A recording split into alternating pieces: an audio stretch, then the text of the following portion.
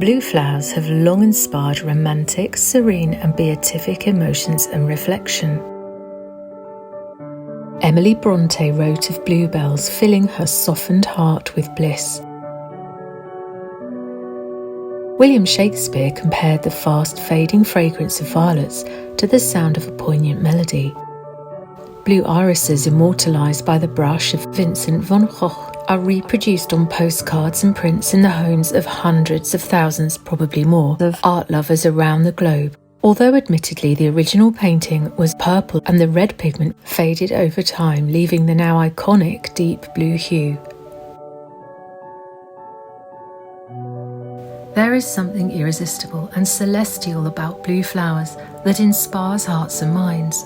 Research suggests the colour blue has a positive and calming effect on our mood and enhances the brain's creative output and abilities. As a relatively rare natural colour in petals, it has historically symbolised the infinite and mysterious dimensions of life.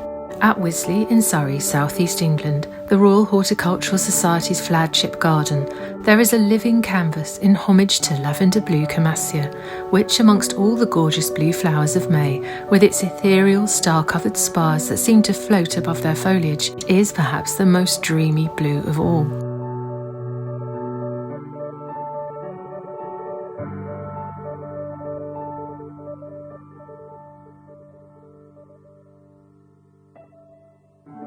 This May, in the Wisley Wildlife Garden, you might come across a nesting moorhen on the pond, or notice a grey-lag goose surveying visitors on the shed roof.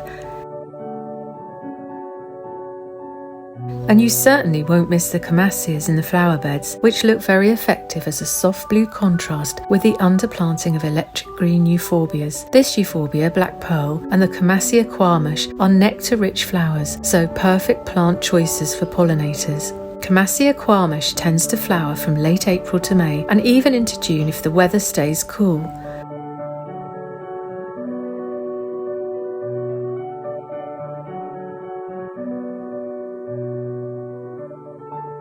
It's great for plugging the late spring gap when tulips have faded and early summer flowers haven't quite hit their stride. Turning from the wildlife garden, there's a beautiful blue haze in the distance despite heavy grey skies. And this is Wisley's Camassia Meadow.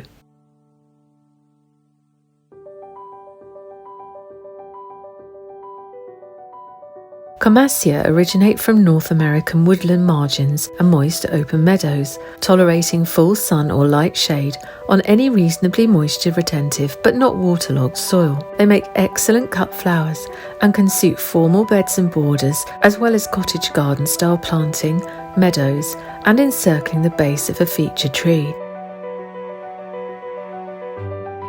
By integrating different types in a variety of colours, heights and flowering times, an extended season of interest can be achieved.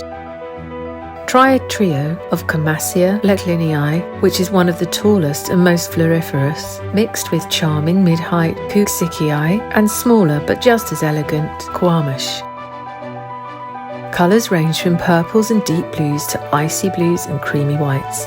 Please find a link below for some RHS recommendations. Bulbs should be planted in autumn, pointy end upwards, about 15 centimetres or 6 inches deep, and even deeper if, in the border, you are likely to lift and replant tulips around them, as this will help avoid root disturbance, which they hate. Space at least 10 centimetres or 4 inches apart, and, given suitable conditions, they will naturalise and multiply. Allow leaves to die down and yellow before mowing, or in a border, remove once they lift away without effort. The smaller Camassia quamash can be grown in pots and containers as long as roots are left undisturbed, and looks good partnered with a later flowering perennial, which can hide any messy leaves further on in the season. It may need winter frost protection, as containers create a more extreme environment than ground planting.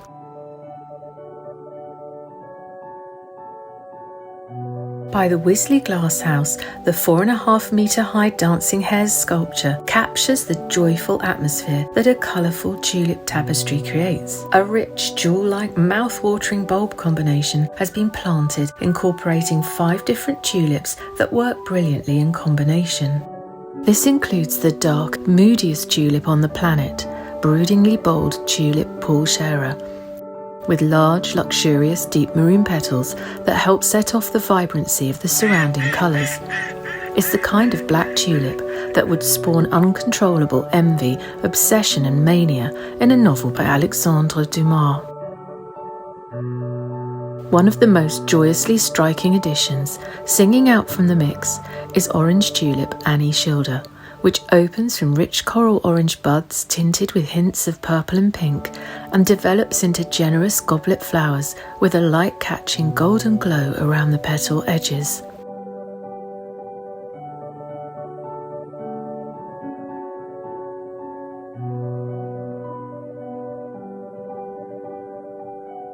Another eye-catching shade in the mix is the elegantly pretty sugared pink of Mistress. She will definitely set hearts fluttering. Mistress is often admired planted with surrounding pastel tulip shades, but here, far from being overpowered by her vibrant companions, her impact seems ramped up a notch. Mistress's silver-washed petals make a perfect foil for tulip Annie Schilder's golden glow.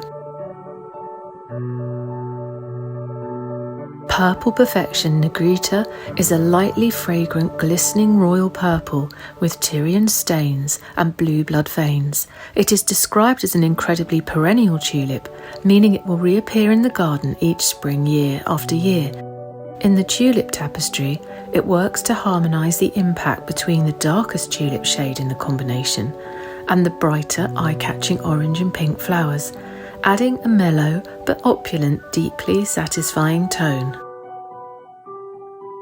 The addition of Tulip Pallada to the tapestry mix is a stroke of design genius, adding even greater depth to the already fabulously layered coloured combination.